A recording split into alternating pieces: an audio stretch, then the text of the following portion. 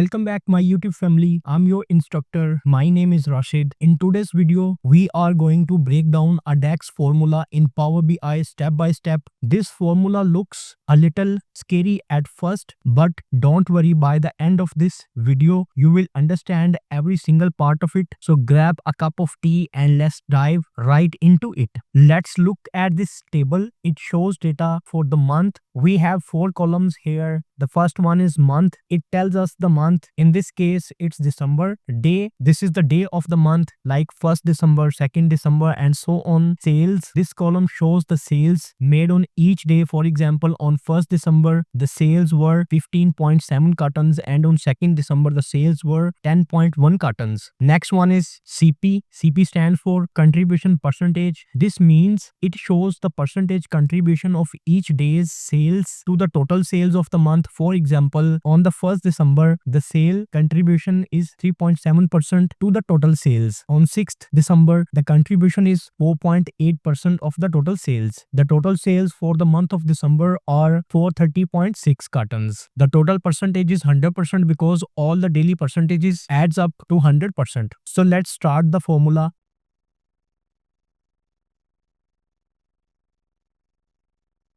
Is equal to CP is the name of the measure we are creating. It can be anything you want, but here it's named CP, contribution percentage. Basically, this is the name of the measure. Then where means variable. I will store this calculation in this variable. The name of the variable is S is equal to calculate. The calculate function is one of the most important functions in Power BI. It lets us adjust or modify the calculations based on some filters. In this case, we are calculating sales. So here in calculate, the first parameter will be the sales because I have to calculate these sales on the basis of some filter that I will be providing after this. Then I'm applying comma. Then I'm going to add filter. The job of the filter is to tell the Power BI, hey, I don't want to use all the data. I only want to use data where the year and month match the slicer section. So I will be applying year and month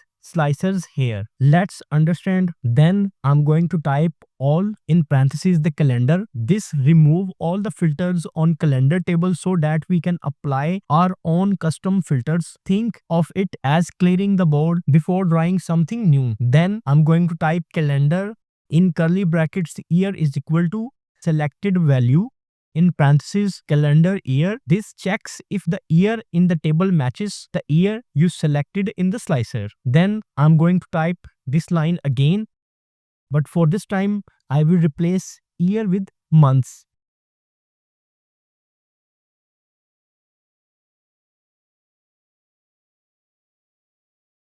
This checks if the month in the table matches the month you selected in the slicer. After calculating S, we move to return. The return keyword tells Power BI what to show as the result of this measure. In this case, we are going to calculate in curly bracket sales dividing by S. This simply divides the current sales by the total sales stored in S. The result is a ratio or percentage showing how the current sales compare to the total sales for selected year and month.